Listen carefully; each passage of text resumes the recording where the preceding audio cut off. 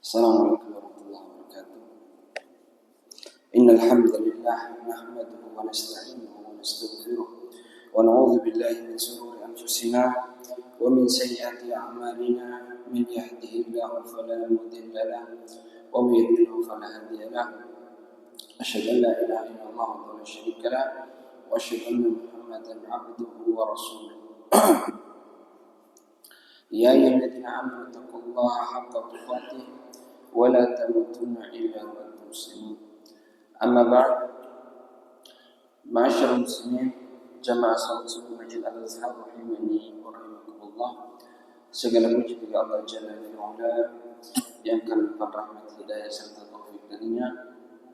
Pada pagi hari ini kita masih dikumpulkan oleh Allah Subhanahu wa taala di masjid yang kita cintai ini dalam rangka melaksanakan salat subuh secara berjamaah, dan seluruh nikmat-nikmat yang kita rasakan ini hendaknya selalu kita syukuri, sebab semua nikmat ini kelak akan kita bertanggungjawabkan.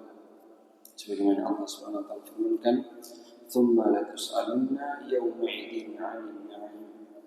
Kemudian kelak hari itu kalian akan dimintai pertanggungjawaban terhadap nikmat-nikmat yang Allah berikan. Kemudian salat serta salam selalu tercurahkan kepada junjungan Nabi besar Muhammad sallallahu alaihi wasallam serta keluarga, sahabat dan orang-orang yang senantiasa berada di atas sunnahnya. Jamaah kaum muslimin rahimani wa rahimakumullah. Pada pagi hari ini kita memasuki bab baru, yaitu bab tentang pembahasan sholat duha. Kalau kemarin kita bahas tentang sholat witir. Bismillah. Qala al-mu'allif rahimahullah ta'ala wa an Aisyah radhiyallahu anha qalat kana Rasulullah sallallahu alaihi wasallam yusalli duha arba'an wa yazid ma syaa Allah, rawahu Muslim. Dari Ummul Mukminin Aisyah radhiyallahu anha, beliau berkata, kana Rasulullah sallallahu alaihi wasallam, dahulu Nabi SAW yusalli duha arba'an. Nabi SAW melaksanakan sholat duha 4 rakaat. Wa yazidu masya'allah. Lalu beliau menambahkan sesuai dengan kehendak Allah SWT. Hadis ini dikeluarkan oleh Imam Muslim. Kemudian hadis yang berikutnya, walahu annaha su'ilat hal kana Rasulullah sallallahu alaihi wasallam yusalli duha, qalat la illa an yaji'a min maghibihi, rawahu Muslim. Dari Ummul Mukminin Aisyah juga, beliau mengatakan pernah ditanyakan kepada Aisyah, apakah dahulu Nabi SAW melaksanakan sholat duha? Beliau berkata, Ummul Mukminin Aisyah mengatakan, la, tidak, illa an yaji'a min maghibihi, kecuali beliau melakukan sholat duha kecuali apabila beliau datang atau pulang dari safarnya. Misalnya beliau pergi perang atau pergi safar, kemudian pulang kembali ke rumahnya, baru beliau melakukan sholat duha.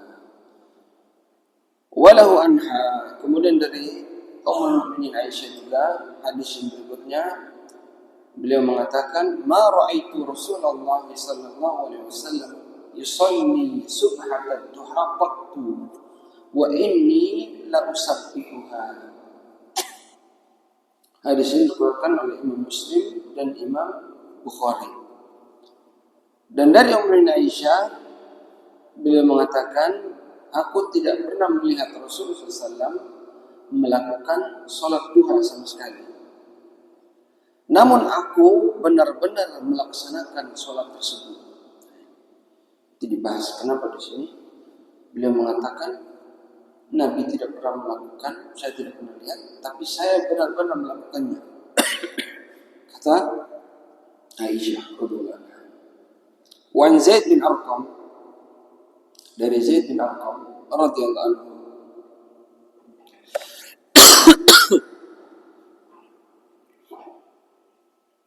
anna Rasulullah SAW, bahwa Nabi SAW qala, beliau mengatakan, Salatul awwabina hina tarmadul fisam, rawahu Tirmidzi. Dari Zaid bin Arqam radhiyallahu anhu, Nabi SAW pernah bersabda, salatul awwabin, salatnya orang-orang yang kembali atau orang-orang yang gemar bertaubat, hina tarmadul fisam, yaitu ketika anak unta mulai merasakan kepanasan. Rawahu Tirmidzi. Hadis ini dikeluarkan oleh Imam Tirmidzi. Al-jam'u baina alfadil hadis Aisyah.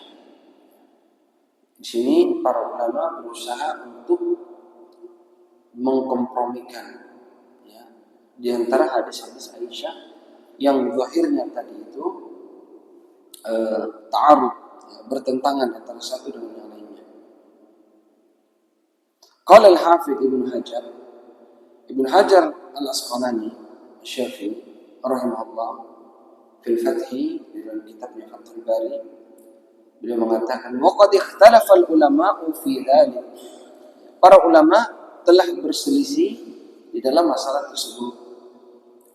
Wa dhahaba Ibnu Abdul Barr wa jama'atun ila tarjihi ma ittafaqa syaykhan alaihi duna man farada bihi Muslim. Sebagian ulama seperti Ibn Abdul Barr dan yang lainnya mengambil jalan yaitu menguatkan hadis-hadis yang disepakati oleh Imam Bukhari dan Imam Muslim. Ya. Seperti tadi, ma ra'aitu Rasulullah sallallahu alaihi wasallam yusalli subhanahu duha wa inni la usabbihuha. Ya, kalau yang tadi yang di atas tadi, hadis dua pertama, ya, bahwa Aisyah itu mengingkari adanya sholat duha, ya, kecuali ada sebabnya. Ini yang diriwayatkan oleh Muslim. Adapun yang diriwayatkan oleh Imam Bukhari dan Muslim, bahwa Aisyah mengatakan, saya tidak pernah melihat Nabi sholat, tapi saya benar-benar melakukannya. Ini yang dikuatkan oleh Ibn Abdul Barr dan yang bersamanya. Wa qalu inna adama ru'yatihi lidzalika la yastalzim adam wuqu'. Mereka mengatakan bahwa tidak lihatnya Aisyah tentang Nabi, apakah dia sholat duha atau tidak melazimkan bahwa tidak ada sholat duha. Artinya bisa jadi Nabi sholat di rumah istri-istrinya yang lain atau di tempat lain. Wa yuqaddamu man ruwiya anhu min as-sahabati al-itsbat. Maka didahulukan riwayat-riwayat yang mengisbatkan, menetapkan adanya sholat duha. Sebagaimana hadis dari Abu Hurairah, beliau mengatakan awsani khalili bi thalath. Sahabatku atau kekasihku Rasulullah SAW mewasiatkan kepada tiga perkara, kata Nabi SAW, kata Abu Hurairah, dia mengatakan wa nasuma thalathata ayyam. Wasiat pertama yaitu agar aku berpuasa 3 hari fi kulli syahr, setiap bulan. Kemudian rakaat duha, ya, 2 rakaat salat duha. Kemudian wa utir qabla an anam, agar aku melakukan salat witir sebelum tidur. Ini hadis dari Abu Hurairah.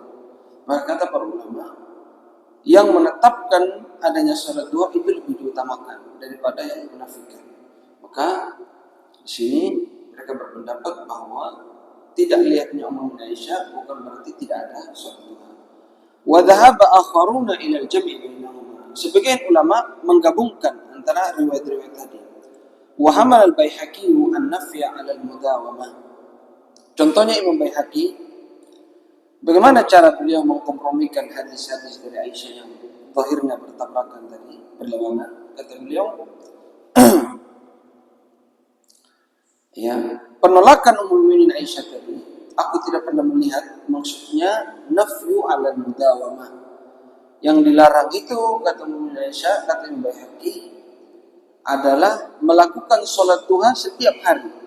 Nafyu 'ala al-mudawamah. Makanya dalam zahir hadis itu bertentangan. Ya, sebagian tempat Aisyah bilang saya tidak pernah lihat. Padahal istri beliau. Nah, harusnya beliau yang paling melihat. Ya, maka tapi terkadang Nabi melakukan di tempat lain. Makanya sini membaik mengatakan yang benar adalah nafyul alal mudawamah, yaitu mengingkari merutinkan sholat duha setiap hari. Wa dhahaba Iyad wa ghairuh, adapun Imam Iyad dan yang bersamanya, ila anna qaulaha, bahwa perkataan Ummu Aisyah ma shallaha, bahwa Nabi tidak melakukan sholat duha, maknaha yang dimaksud ma ra'aituhu yusalliha. Maksud Ummu Aisyah di sini, aku tidak pernah melihat Nabi sholat. Ya. Wal jam'u bainahu wa baina qawliha kana yusalliha arba'an. Bagaimana cara menggabungkan dengan perkataan Aisyah bahwa Nabi melakukan sholat duha 4 rakaat? Annaha akhradat fil inkari an musyahadatiha wa fil itsbati an ghairiha. Salah sampaikan tadi bahwa yang dimaksud Ummul Mukminin Aisyah tidak pernah melihat. Namun beliau juga tidak mengingkari bahwa ada perintah-perintah Nabi tentang sholat duha. Wa qala Abu Abdullah ghafurallahu lahu, penulis di sini Abu Abdullah mengatakan tawjihu Iyad was-shawab wal mukhtar wallahu a'lam. Beliau pendapat dari Imam Iyad tadi itu yang benar, bahwa ya sholat duha itu ada, ya sholat duha itu ada. Yang dimaksud tidak ada di situ bahwa Ummul Mukminin Aisyah tidak melihatnya, ya, tidak melihat sholat tersebut. Al-masail wal ahkam al-mustafadatu min hadis. Hukum-hukum dan faedah yang dipetik dari hadis, keempat hadis di atas. Hukmu salat duha. Hukum salat duha. Fiha aqwal. Ada beberapa pendapat. Al-awwal, yang pertama, istihbabuha. Yang pertama itu disunnahkan atau dianjurkan. Qala An-Nawawi rahimahullah taala fi Syarh Al-Muhadzab, berkata Imam Nawawi Asy-Syafi'i dalam kitabnya Syarh Al-Muhadzab, wa huwa madhhabuna, dan ini adalah madhab kami, kata Syafi'i. Artinya adalah madhab Syafi'i. Wa madhhab jumhur salaf, dan ini merupakan wa madhab jumhur salaf. Ini madhab jumhur ulama, jumhur salaf. Wa bihi qala al-fuqaha al-mutaakhiruna kafah. Dan ini juga pendapat dari ahli fikih, ya. Mutaakhiruna kafah, yang belakangan, bahwa salat duha itu hukum asalnya disunnahkan, dianjurkan menurut Imam Nawawi. Ini mazhab jumhur. Wa yadullu alaihi hadis Abu Dzar.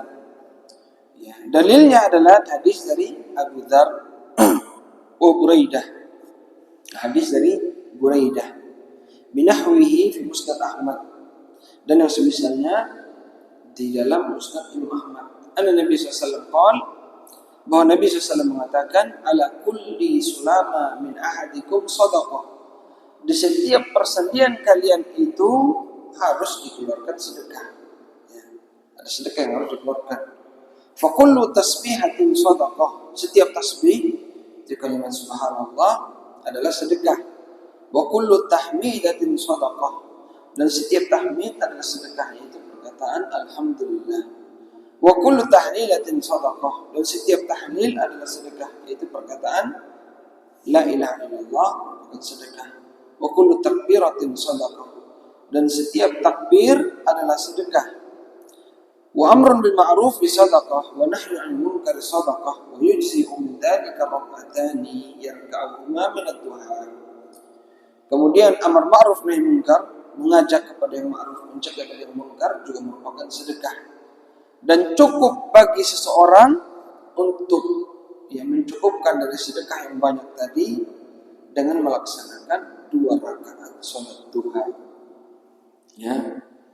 Wa yadullu alaihi, begitu juga yang menjadi dalil bahwa salat duha itu sunnah, hadis Amr bin Abasah fi Sahih Muslim, anna Nabi sallallahu alaihi wasallam qala ba'da nahyi as-salati hatta tartafi asy-syams thumma shalli fa inna as-salata mashhuda mahdhurat hatta yastaqilla dhillu birramhi.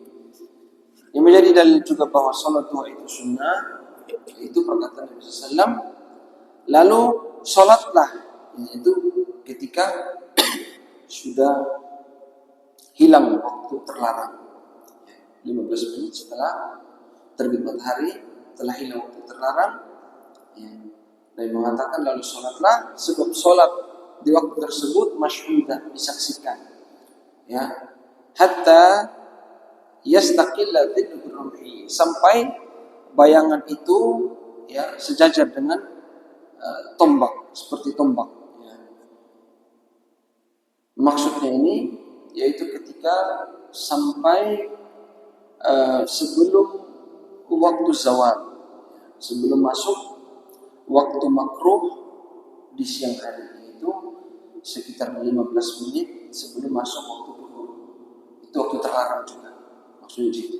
Sampai di situ waktu salat duha. Fi sahihain, dan di dalam kitab Bukhari dan Muslim, an Abi Hurairah, dari Abu Hurairah radhiyallahu anhu qala, awsani khalili bi thalath, bahwa kekasihku Rasulullah SAW wasiatkan kepadaku 3 perkara, bisiyami thalathati ayyam, untuk puasa 3 hari dalam setiap bulan, wa rak'atai duha, dan 2 rakaat salat duha, wala anam hatta utira, dan agar aku tidak tidur sebelum melakukan salat witir. Akhrajahu Muslim. An Abi Darda, An-Nabi sallallahu alaihi wasallam fi qala lan adahunna ma ishtu. Ada tambahan dalam riwayat yang lain bahwa Abu Hurairah juga mengatakan, aku tidak akan meninggalkannya selama aku hidup. Berarti menunjukkan bolehnya mudawamah, terus sebagaimana yang dilakukan oleh Abu Hurairah. Ini bertentangan dengan hadis umumnya Aisyah. Nanti dilihat, dibahas.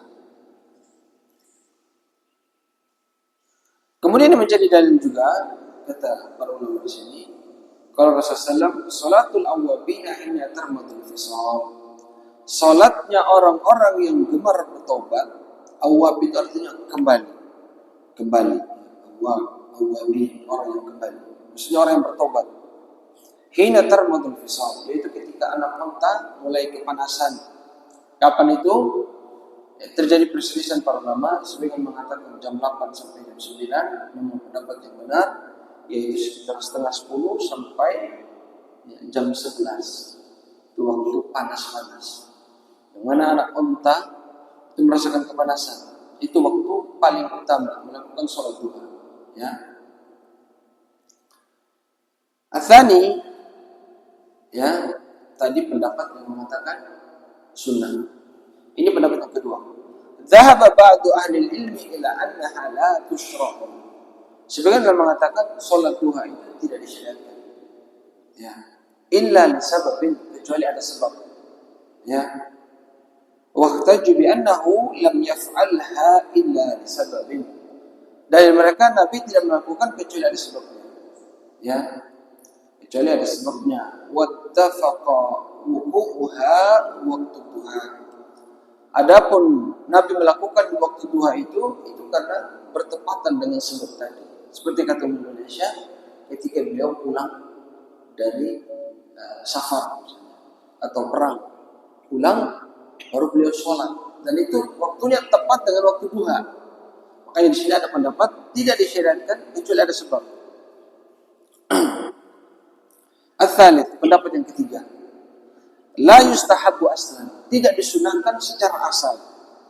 Qala Ibnu Hajar al-Asqalani Asy-Syafi'i mengatakan, wa sahha an Abdurrahman bin Auf annahu lam yusalliha, wa kadzalika Ibnu Mas'ud. Apa dalilnya? Pendapat yang ketiga ini bahwa tidak disunahkan sama sekali, yaitu pendapat dari Ibnu Hajar al-Asqalani Asy-Syafi'i yang mengatakan telah datang riwayat yang sahih dari Abdurrahman bin Auf dan dari Ibnu Mas'ud bahwa keduanya tidak pernah sholat duha. Ar-Rabi, pendapat yang keempat, yustahabbu tarkuha taratan, disunahkan ditinggalkan kadang-kadang, ya. Kadang-kadang dilakukan, kadang-kadang dilaksanakan, ya. Nanti wa fi'luha taratan, dan dilakukan kadang-kadang, ya. Disunahkan kadang-kadang melakukan, kadang-kadang ditinggalkan. la yuwadhib, dan tidak dirutinkan. Wa huwa riwayatun an Ahmad, ini riwayat dari Imam Ahmad. Ya, Imam Ahmad berpegang benar. Salat duha itu sunnahnya kadang-kadang dilakukan, kadang-kadang ditinggalkan. Sebagaimana fi'lun Nabi, sebagaimana tindakan dari Nabi sallallahu alaihi wasallam. Wa dzalika li'anna Nabi sallallahu alaihi wasallam lam yuwadhib 'alaiha. Dalilnya bahwa Nabi sallallahu alaihi wasallam sebagaimana riwayat Aisyah, Nabi tidak rutin sebagaimana salat witir. Sebagaimana salat witir. Dalilnya apa? Aisyah bilang, saya tidak pernah lihat Nabi salat duha. Padahal saya ke rumah. Ya. Tapi saya melakukannya, kata Ummu Aisyah. Karena dia tahu ada perintah. Tapi Nabi pribadi tidak pernah melakukan berdasarkan penglihatan Aisyah. Ya. Wa qad sahha an Abi Hurairah annahu qala, ya. Dan Abu Hurairah yang mengatakan tadi, Nabi mewasiatkan kepadaku untuk tidak pernah meninggalkan salat duha. Dia mengatakan, annahu qala, bahwa Abu Hurairah mengatakan, ma ra'aitu Nabi sallallahu alaihi wasallam yusalli duha qattu illa marrah. Kata Abu Hurairah, saya tidak pernah lihat Nabi salat duha kecuali satu kali. Ini Abu Hurairah mengatakan. Tapi Nabi bilang sama Abu Hurairah, ya, akan mewasiatkan kepada tiga perkara, ya, jangan tinggalkan salat duha, jangan tinggalkan salat witir sebelum tidur, puasa 3 hari setiap bulan. Nabi bilang, tapi dia sendiri jarang-jarang melakukan. Nanti dilihat kenapa seperti itu. Al-khamis yustahabbu salatuha wal muwadhabatu 'alaiha fil buyut. Yang kelima, disunnahkan salatnya itu dan merutinkan tapi di rumah. Ini pendapat juga. Bukan di masjid. Sadis, ini yang paling sadis dari keempat. Yang keenam, annaha bid'ah. Jadi pendapat yang keenam, salat duha itu bid'ah. Pendapat yang keenam, ya, bid'ah. Wa sahha dzalika fi riwayatin Urwah, ya, an Ibnu Umar. Riwayat ini sahih, datangnya dari Urwah dari Ibnu Umar. Wa sahha an Abi Bakrah radhiyallahu anhu annahu ra'a nasan yusalluna duha. Dari Abu Bakrah beliau mengatakan, ya, bahwa Ibnu Umar melihat orang-orang salat duha. Faqala, lalu Ibnu Umar mengatakan, innakum latusalluna salatan ma shallaha Rasulullah sallallahu alaihi wasallam, ya, wala amatu ashabi. Kata Ibnu Umar ketika melihat orang salat duha, beliau mengatakan, kalian ini melakukan salat, sungguh-sungguh melakukan salat yang Nabi tidak pernah salat. Kata Ibnu Umar, yang Nabi tidak pernah salat, dan banyak dari sahabat juga tidak salat. Kata Ibnu Umar, bi isnadin sahih. Riwayat ini sahih dari Ibnu Umar. Kalau beliau mengatakan, dilihat orang salat duha, ya, kalian ini salat padahal Nabi tidak salat, dan banyak sahabat juga tidak salat. Salat duha maksudnya. Ya. Nah, ini. Wa qala Abu Abdullah, berkata Abu Abdullah, ghafarallahu lahu, semoga Allah mengampuni beliau, as-shawabu qaulul jumhur, yang benar kata beliau perkataan jumhur ulama. Siapa maksudnya? Apa pendapat jumhur ulama? Pendapat jumhur ulama. Pendapat pertama apa? Sunnah, istihbab. Kata penulis ini, yang benar adalah pendapat jumhur bahwa itu sunnah. Lima taqaddama min adillati, sebagaimana dalil-dalil yang telah dijelaskan tadi, ya. Wa adam mudawamati Nabi sallallahu alaihi wasallam, tidaknya, ya, adanya dalil yang menunjukkan bahwa Nabi tidak melakukan rutin salat duha, la yadullu ala adam al-istihbab. Tidak rutinnya Nabi SAW salat duha itu tidak menunjukkan bahwa tidak disunnahkan, tidak dianjurkan. Ya, ba'da an hatha 'alaiha, setelah beliau motivasi memerintahkan salat duha sebagaimana dalam hadis Abu Hurairah. Ya, di sini penulis mengatakan Nabi SAW tidak melakukan secara rutin bukan berarti tidak disunahkan, ya. Sebab ada perintah dari Nabi. Wa innama tarkul mudawamati 'alaiha, adapun Nabi SAW meninggalkan sholat duha itu kadang-kadang dilakukan, kadang-kadang ditinggalkan. khasyatan an tufrada 'alan nas.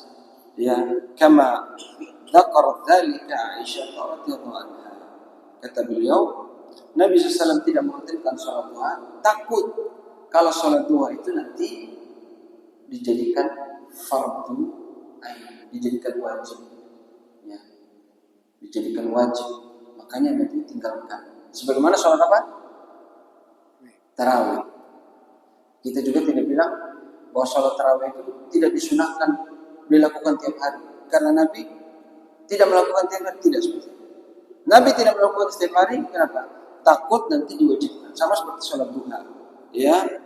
Wa amma qaulu Ibnu Umar, untuk perhatikan sini. Adapun perkataan Ibnu Umar bid'ah, jadi dia mengatakan bid'ah, faqala An-Nawawi, ini yang mengatakan siapa? Imam Nawawi Asy-Syafi'i. Perhatikan. Ya. Wa yata'awwalu qawluhu bid'ah. Dan Imam Nawawi mengatakan ditakwilkan perkataan Ibnu Umar tadi bid'ah ala annahu lam yablughu al-ahadits al-madhkurah. Ibnu Umar mengatakan bid'ah itu karena apa? Karena hadis tadi tidak sampai kepada beliau. Mungkin tidak, mungkin bisa jadi. Makanya kadang-kadang ada amalan-amalan terjadi perselisihan antara para sahabat. Karena bisa jadi sebagian hadis sampai kepada mereka seluruhnya, ada yang tidak sampai. Ya, apalagi para sahabat itu tidak seperti kita. Ya, tidak seperti kita suka bertanya. Ya, mereka bukan orang yang suka bertanya.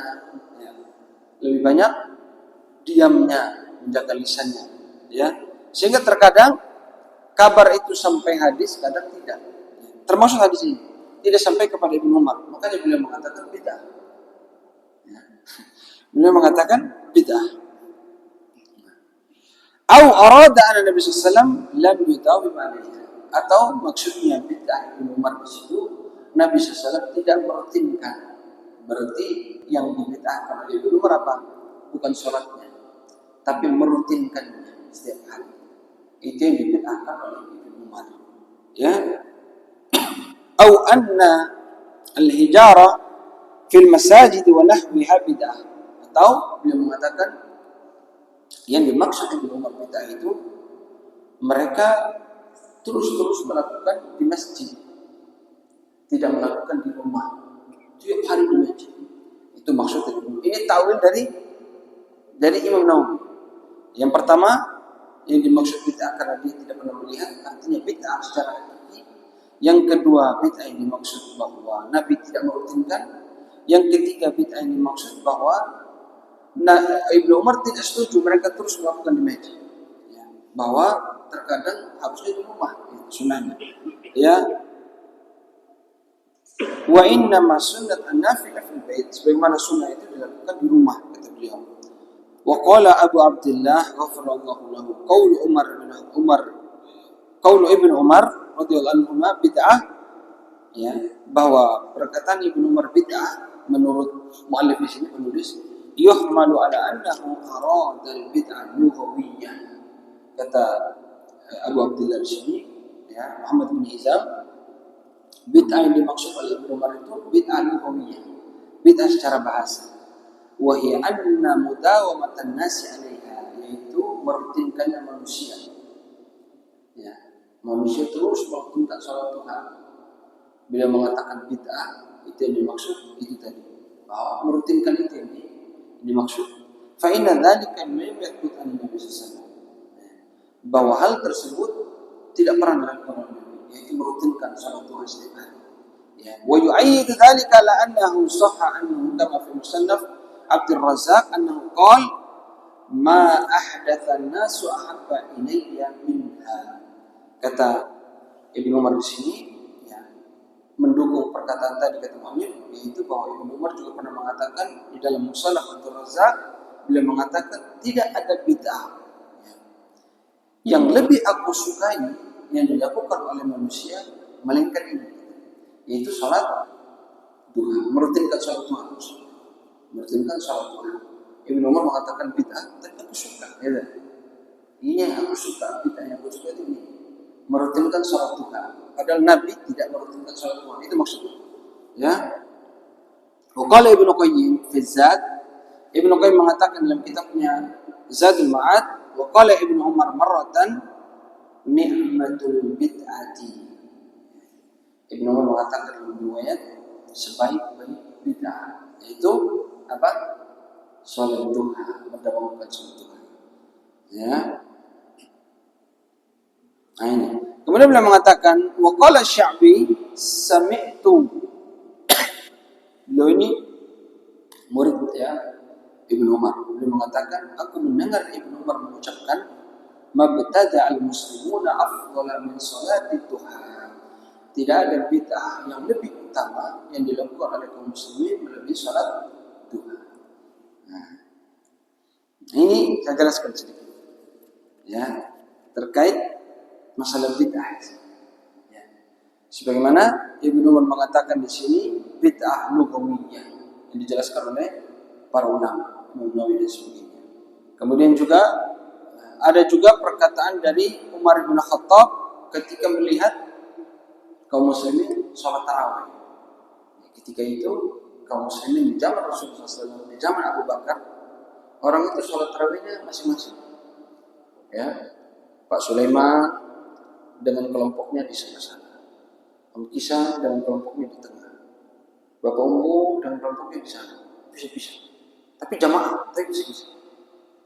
Ini dari zaman Rasul sampai Abu Bakar. Di zaman Umar bin Khattab, beliau melihat ini bisa-bisa, tidak bagus. Menurut Umar bin Khattab, bukan Umar bin Khattab. Lalu beliau mengumpulkan seluruh muslimin di masjid di bawah satu komando, di bawah satu imam. Ya. Sholatlah di bawah satu imam. Beliau melihat rapi, bagus, tidak ada yang bisa-bisa. Bacaannya juga tidak ada yang mengganggu satu sama lain. Di sana baca suratnya, di sana itu kan kurang bagus, kurang enak. Ya. Akhirnya digabung jadi satu. Sama Umar bin Khattab yang mengatakan ni'matul bid'ati hadhihi. Sebaik-baik bid'ah adalah ini kata Umar bin Khattab. Yaitu menggabungkan sholat tarawih. Begitu juga tadi Ibnu Umar ketika melihat sholat Tuhan dirutinkan, beliau mengatakan ni'matul bid'ah. Ya, sebaik-baik bid'ah.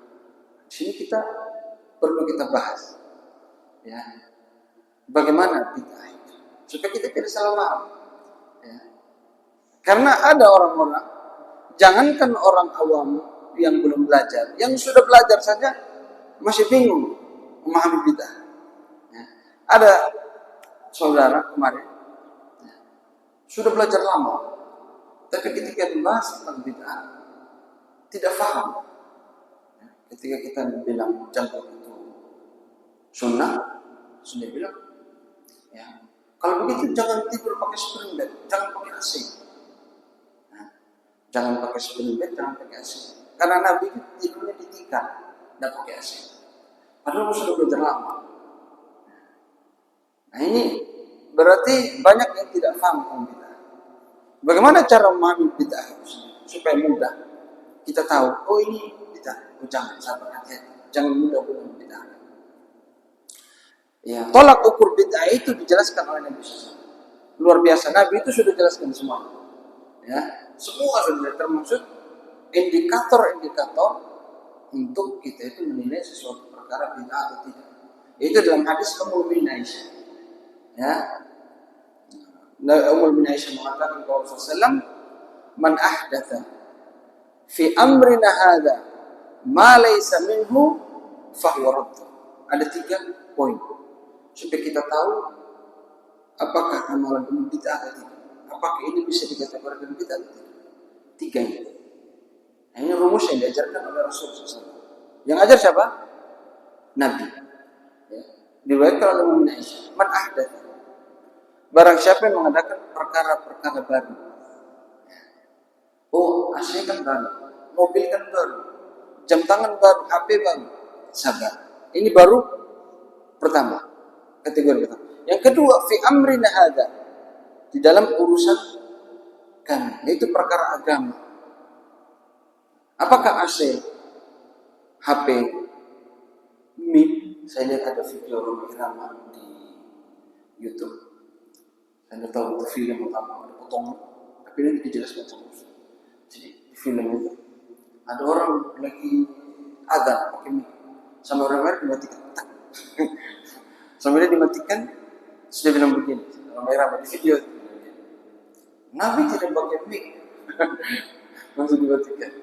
Nabi tidak pakai mic. Jangan kau pakai mic. Nabi tidak pakai mic. Ini menunjukkan bahwa banyak orang tidak paham tentang bidah. Ya.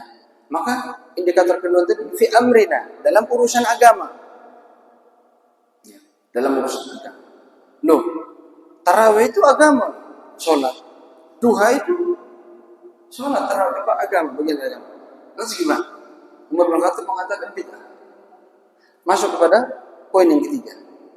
Ma laysa minkum, yang tidak ada dasarnya atau dalilnya dalam agama. Loh, Umar bin Khattab itu mengumpulkan sholat tarawih dalam satu imam, ada dalilnya tidak? Sama kan, ada dalilnya tidak? Ada dalilnya tidak? Kalau kita pakai tiga indikator tadi, perkara baru dalam urusan agama tidak punya dalil. Sholat tarawih dikumpulkan dalam satu imam, ini dua aman, ya, dia bukan perkara baru, dia juga perkara agama, ya. Terus yang ketiga, ada dalilnya tidak? Sebentar, ada dalilnya tidak? Ada. Apa dalilnya? Nabi melakukan sholat tarawih, tapi yang dimaksud bid'ah di sini bukan sholat tarawih, mengumpulkan manusia di bawah komando satu imam. Sholat tarawih di Al-Azhar, imamnya Ustaz Yunus atau Haji Mamat. Semua tidak ada bisa-bisa. Bid'ahnya di situ, bukan sholat tarawih bid'ah. Nabi melakukan sholat tarawih ini, sahabat melakukan, tapi yang dimaksud dengan perkara bid'ah mengumpulkan dalam satu. Pertanyaan saya, ada tidak dalilnya? Ada tidak? Ada. Kalau ada dalilnya, Abu Bakar pertama melakukan. Betul tidak? Seandainya ada dalil, maka Abu Bakar yang pertama kumpulkan, bukan Umar. Karena Abu Bakar itu orang yang paling getol ikut Nabi. Antum pernah dengar cerita tentang Usama bin Zaid, penaklukan lupa saya, Mesir atau Persia.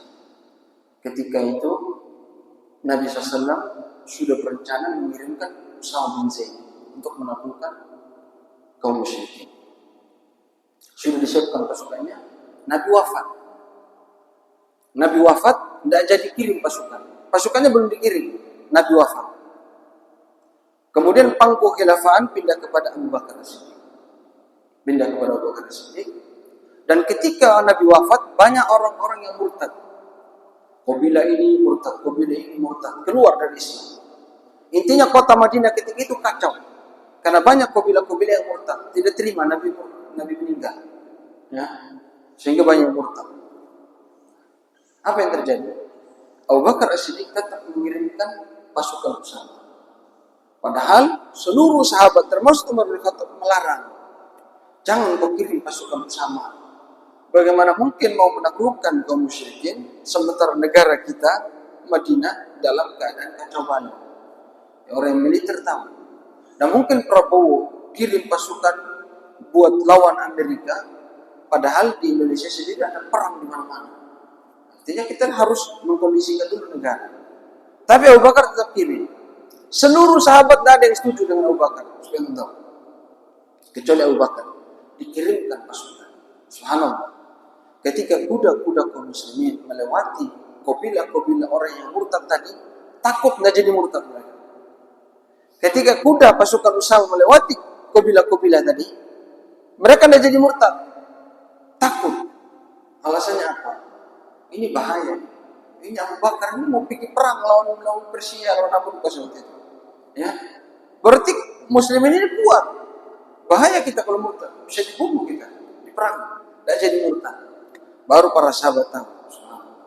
Abu Bakar ini orang yang paling paham tentang agama setelah Nabi. Karena seluruh sahabat mengingkari beliau. Korelasinya dengan tarawih tadi.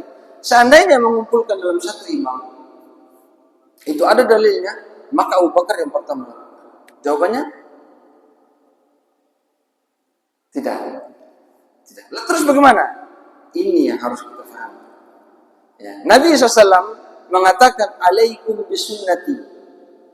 Ya, hendaklah kalian berpegang dengan sunnahku. Wa sunnati khulafa'ir rasyidin al-mahdiyyin min ba'di. Kemudian berpegang teguhlah terhadap sunnahnya khulafa'ir rasyidin setelahku. Siapa? 4. Abu Bakar, Umar, Utsman, wa Ali. 4 khulafa'ir rasyidin. Meskipun ada yang menambah ya, yang lain, tapi yang disepakati 4 itu. Ya. Tamassaku biha. Sini poinnya. Nabi mengatakan berpegang teguhlah dengannya. Secara kaidah bahasa, kalau saya bilang begini, kalau saya bilang sama anak saya, ya, lihat Pak Sulaiman, belajar darinya. Lihat juga dari Abu Salamah, belajar darinya. Ya. Ambil ilmu dari keduanya, itu secara bahasa. Saya tidak mungkin bilang ambil ilmu darinya, betul tidak? Karena ada 2 orang. Berarti yang saya bilang ambil ilmu dari keduanya. Di sini disebutkan dalam hadis sunnahnya Nabi dan sunnahnya Khulafaur Rasyidin. Ada 2 objeknya. Secara bahasa, harusnya Nabi mengatakan tamassaku bihima. Alaikum bisunnati 1. Wa sunnati Khulafaur Rasyidin, dan sunnahnya Khulafaur Rasyidin. Ada 2 sunnah di sini. Berpegang teguhlah dengan keduanya. Harusnya bihima cara bahasa. Tapi Nabi tidak menggunakan dhamir mutsanna. Tapi Nabi mengatakan dhamir mufrad. Ha, tamassaku biha. Di sini faedah kata Allah menunjukkan bahwa sunnahnya Nabi dengan sunnahnya para khulafaur rasyidin itu satu. Apa maksudnya? Nabi itu para sahabat yang 4 ini tidak mungkin menyelisih Nabi.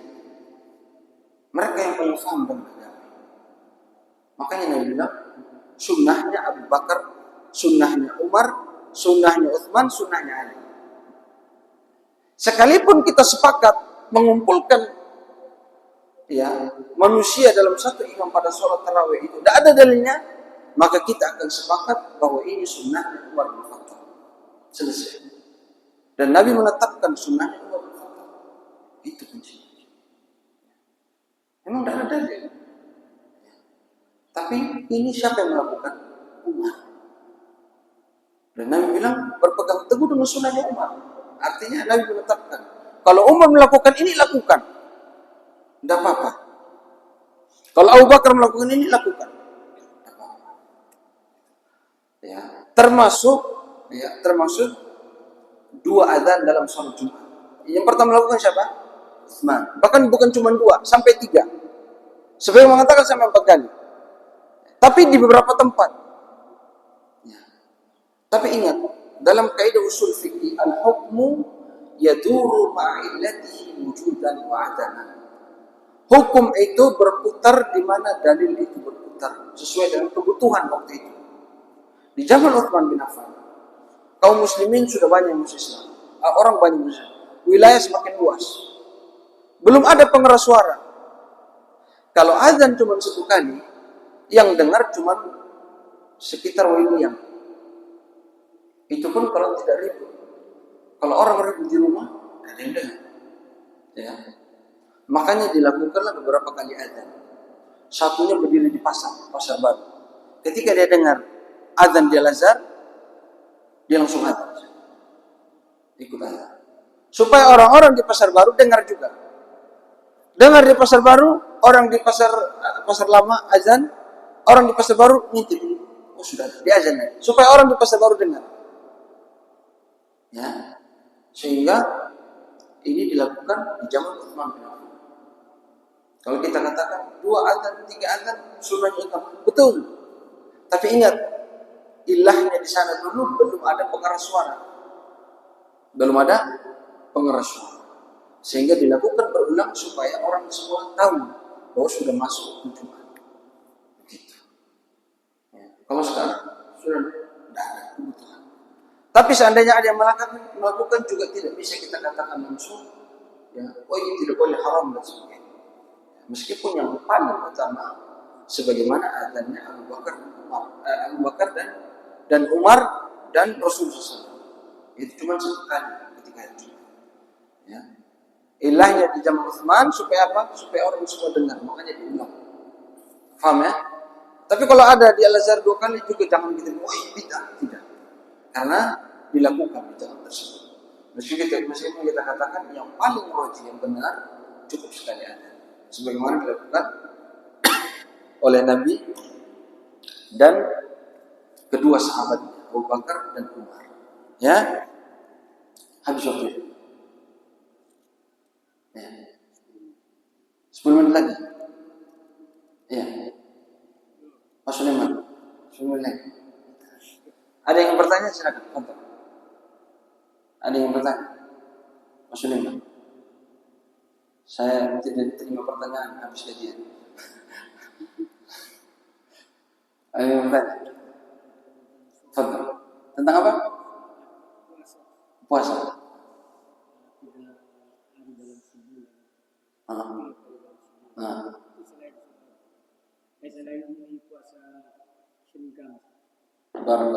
Pertanyaan beliau tentang puasa 3 hari dalam setiap bulan.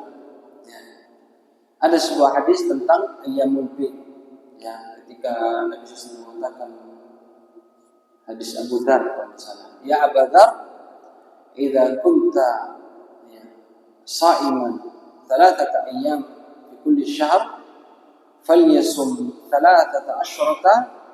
wa 14 wa 15. Kata Nabi SAW kepada Abu Dzar, wahai Abu Dzar, kalau kamu puasa 3 hari setiap bulan, maka puasalah tanggal 13, tanggal 14, tanggal 15. Ini dikenal dengan ayyamul bid.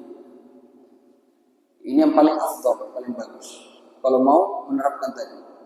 Tapi kalau dia tidak bisa ayyamul bid, mau lakukan pada hari-hari lain juga boleh. Nah, seandainya seorang puasa Senin Kamis, dia niatkan juga tadi perintah Nabi kepada Abu Dzar atau kepada Abu Hurairah, maka sudah mencukupi. Nah, makanya kata ulama, paling sedikit kita puasa itu sebulan 3 hari. Kalau bisa 3 hari dan ketika seorang mendawamkan Senin Kamis, dia juga mengingat tadi perintah Rasul kepada Abu Dzar, maka ini sudah mencukupi. Karena kalau orang puasa Senin Kamis berapa dalam sebulan? 8 hari. Sudah lebih dari 3. Ya, boleh. Tapi kalau dia mengkhususkan lagi boleh. Ayyamul bid misalnya. Atau dia kepingin puasa selain Senin Kamis, boleh, tidak ada masalah. Hari Rabu bisa mau puasa. Misalnya kepingin puasa. Puasa tidak masalah. Dia niat puasa hari Rabu. Mau puasa. Ya, silakan puasa. Ya. Kecuali hari Jumat ada larangan. Illa lisabab, kecuali dia punya sebab. Karena ada larangan mengkhususkan puasa hari Jumat. Bahkan sebagian riwayat dikatakan hari Sabtu. Ya, tapi yang paling kuat hari Jumat. Ya, tidak boleh seorang itu tanpa ada sebab dia puasa hari Jumat. Apa contoh sebab? Puasa Asyura bertepatan dengan hari Jumat boleh. Ya, idul Ramadan boleh. Puasa qada boleh. Puasa nadar boleh. Bertepatan dengan hari Jumat boleh.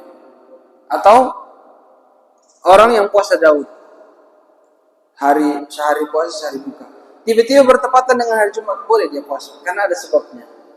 Tapi kalau mau ikut Nabi dalam hadis itu tanya istrinya, ada makanan? Tidak. Kalau gitu saya puasa. Tiba-tiba hari Jumat tidak ada niat puasa, ada makanan? Tidak. Kalau gitu saya puasa. Tidak boleh. Karena tidak ada sebabnya. Oh, sebabnya tidak ada makanan. Bukan itu maksudnya.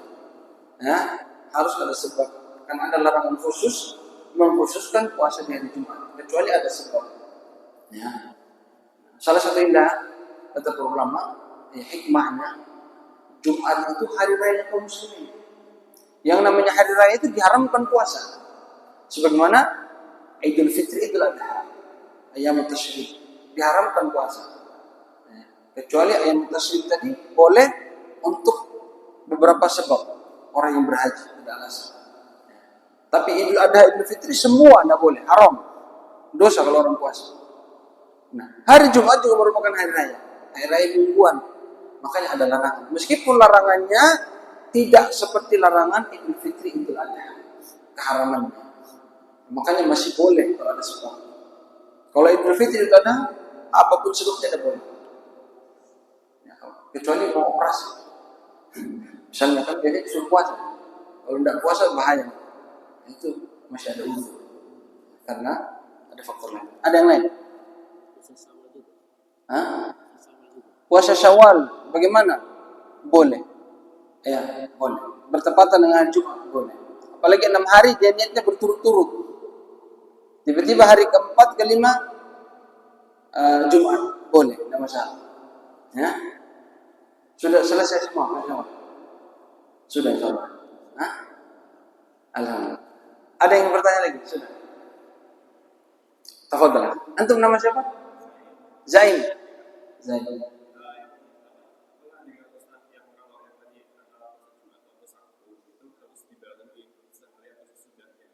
Barakallah. Baik. Makanya saya katakan tadi, ya, salah satu alasannya itu puasa Daud. Itu sebab. Ya. Puasa Daud itu puasa sehari dan puasa setelahnya. Ya. Kalau puasa hari Sabtu, khususnya hari Sabtu, itu sebagian ulama-ulama Yordania, ilmu waktu yang dulu pernah dibahas dalam daurah, kalau tidak salah Syekh Ali Hasan Al-Halabi.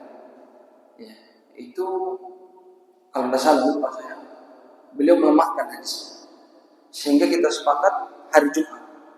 Ya, hari Jumat itu ada larangan khusus, kecuali ada sebabnya. Contohnya tadi, sebabnya ya bertepatan dengan Asyura atau 10 awal bulan Dzulhijjah, itu kan disunahkan puasa. Itu boleh. Intinya ada sebabnya. Ya, adapun sehari sebelumnya, sehari setelahnya, ya, wallahu alam.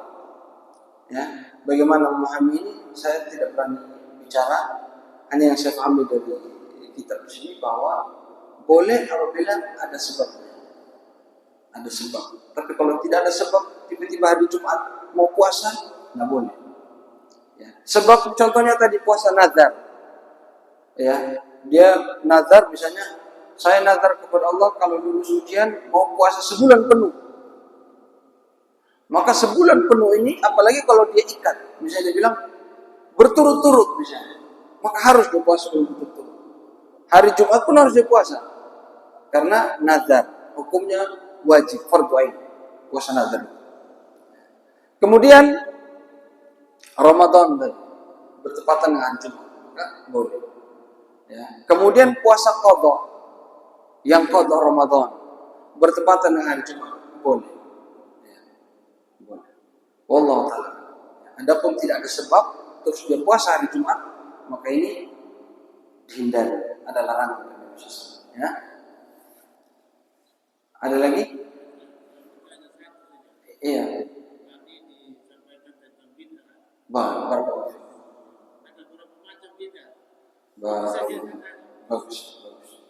Bid'ah kalau di klasifikasikan itu banyak. Ada yang namanya bid'ah i'tiqadiyah. Bid'ah keyakinan. Contohnya i'tiqad, keyakinannya orang-orang Syiah bahwa ya imam itu tidak sah kalau dari kalangan Ahlul Bait. Ada tidak dalilnya? Ada tidak dalilnya tidak sah? Jawabannya tidak ada. Maka ini kita katakan bid'ah i'tiqadiyah, punyanya orang Syiah. Kemudian bid'ah i'tiqadiyah juga bahwa misalnya apa? Keyakinan mereka. Rasulullah SAW itu Ali, ya, ini bid'ah Syiah yang paling ekstrim. Bahwa Ali bin Abi Thalib itu, ya, itu ini wallahu alam ya. Saya tidak berani bilang Syiah yang mana. Ada keyakinan Ali Husain itu sama seperti keyakinannya orang-orang Nasrani. Dia punya keilahian, sudah seperti Allah. Makanya orang-orang Syiah itu kalau minta bantuan, ya Ali, langsung ditanya kepada Ali. Punya kemampuan seperti Allah dan sebagainya. Ini bid'ah i'tiqadiyah, ya. Terus ada juga bid'ah i'tiqadiyah Jahmiyah, Qadariyah dan sebagainya, bahwa manusia itu menciptakan takdirnya sendiri. Ini namanya bid'ah i'tiqadiyah. Sebelumnya tidak ada, kemudian mereka adakan. Bid'ah i'tiqadiyah. Termasuk bid'ah i'tiqadiyah Allah alam, keyakinan bahwa Allah itu di mana-mana. Ini i'tiqadiyahnya kaum Asy'ariyah, Maturidiyah, bahwa Allah di mana-mana. Sebelumnya belum ada yang mengatakan demikian. Belum ada keyakinan tersebut, terus diadakan. Maka itu bid'ah i'tiqadiyah. Paham ya? Kedua bid'ah ya qauliyah, perkataan. Ya, perkataan misalnya apa? Ya, perkataan-perkataan yang kita kenal tentang bid'ah. Ya, terus ada bid'ah fi'liyah, seperti amalan-amalan. Ya. Misalnya orang Muhammadiyah membid'ahkan tahlilan misalnya. Itu kan fi'liyah. Fi'liyah qauliyah.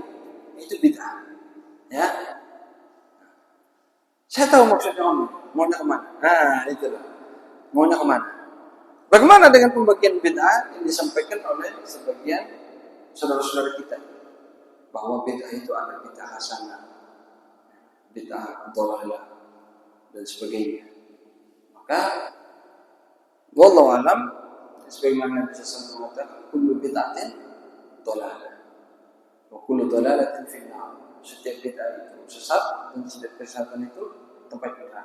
Maka kalau kita katakan bid'ah secara ini artinya masuk kepada 3 kategori tadi, ya, dalam hadis Aisyah, sesuatu yang baru, perkara agama, dan tidak ada dalilnya, maka tidak ada pembagian bid'ah. Seluruh bid'ah itu satu. Ya. Meskipun kita katakan bid'ah itu bertingkat-tingkat, pada asalnya seluruh bid'ah itu dilarang. Tapi kedudukan bid'ah itu bertingkat-tingkat. Ada bid'ah mukaffirah, bid'ah yang sampai membuat seorang keluar dari Islam, sebagaimana bid'ahnya orang Syiah, bid'ahnya Qadariyah, bid'ahnya Jahmiyah. Ya, ini bid'ah mukaffirah. Ada bid'ah yang tidak sampai mengkafirkan. Contohnya bid'ahnya tahlilan misalnya. Menurut siapa? Muhammadiyah. Menurut Muhammadiyah, misalnya tahlilan bid'ah.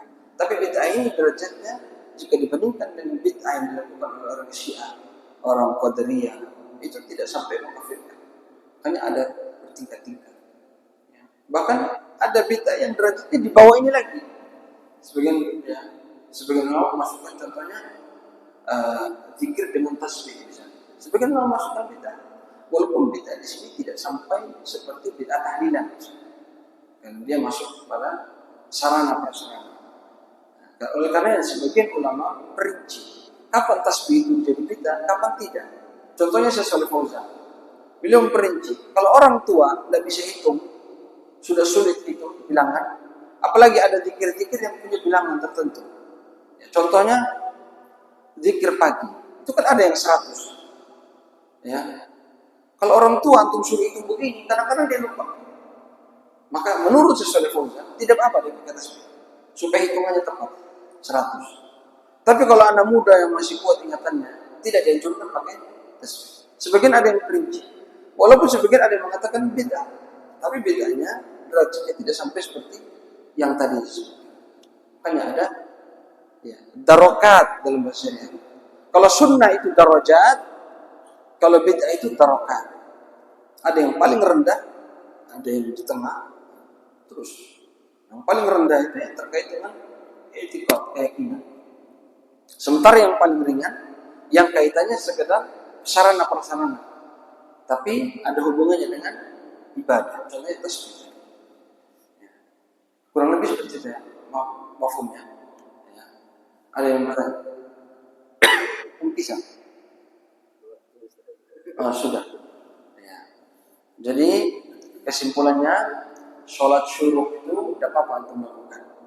Ya, untuk melakukan sebagaimana kata para sahabat, kata Imam Nawawi, disunahkan. Ya. Tapi kalau bisa antum ikut tadi pendapat yang lebih hati-hati. Ya, kadang-kadang lakukan di mana? Di rumah, jangan di masjid terus. Nanti Ibnu Umar bilang bid'ah. Walaupun bid'ahnya lugawiyah.